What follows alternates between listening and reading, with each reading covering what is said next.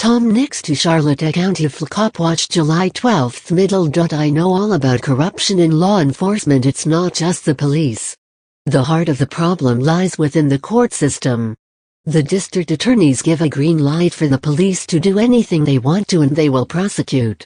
If needed, they will forge evidence, tamper with evidence, remove files from the court records, and change other ones to fit their needs, withhold video evidence that would prove innocence of the accused, and manipulate it to make them seem guilty.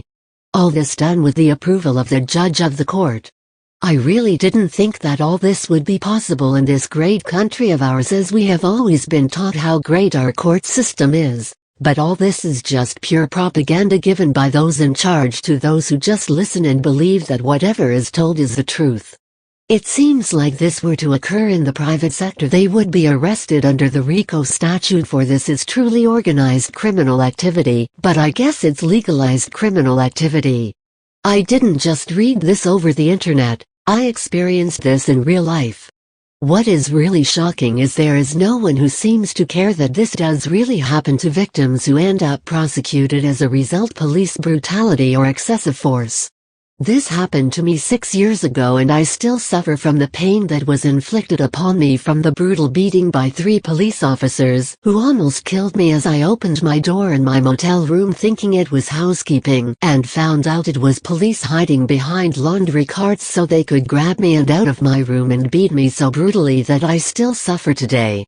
After the beating, I was then arrested for resisting arrest, indecent exposure, terroristic threats, and a couple other crimes that were later dropped.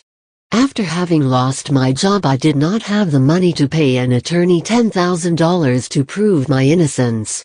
I tried to reason with the district attorney, saying that if they would drop all the charges I would forget them also, but I was told that I was to spend 6 months minimum county jail, and that was bottom offer. If I wanted to go to trial, they would give me 18 months. Knowing all I needed was the video from the motel to prove my innocence, I tried over and over from the motel, the police, and the courts to access that video. It was always denied. Finally, just before trial, district attorney gave me a video that had been prepared by someone only identified as Larry, who allegedly worked for the motel. No one named Larry worked there, ever. This video had been so tampered with that it was almost unreal that they would present something like this in court and have it admitted. But when you have a judge who cares nothing about the things he is elected to do and would admit any bogus evidence by the state and overrule any legit objection by the defense. My only defense was to subpoena the motel manager who knew what had happened, and she would not lie on the stand, but I was told that she had been out of town that week before the subpoenas could be issued. The constable never tried to subpoena her, and she later told me she even offered to drive the witness, whose perjured testimony sealed my fate, to court for the trial, but was told she wasn't needed, and this was all the kangaroo court needed to find me guilty, and I ended up getting 18 months, but spent 20 months incarcerated.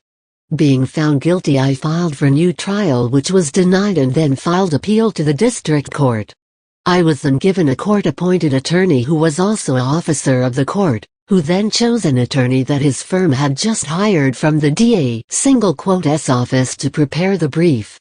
Needless to say, I was very unhappy with the brief that was prepared on my behalf, and ended up writing a letter to the appellate court telling them the brief was filed with my objections. And I told them what really happened in a letter. Also, the video that was admitted at the original trial had been changed so that it wouldn't be so obvious of the editing that has been done at the original trial. I never got a response from the appellate court, and they affirmed the lower court's judgment. The state Supreme Court refused to hear the case. To all of you who think this is BS, call me on this. I've got evidence for anyone who cares to do anything to help those wrongfully convicted.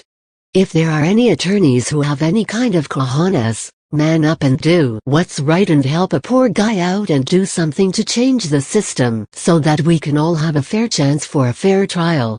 At present, there's no such thing. I'm willing to pay what I can and do anything needed legally to set things straight and expose a corrupt court system for what it is. Above the law.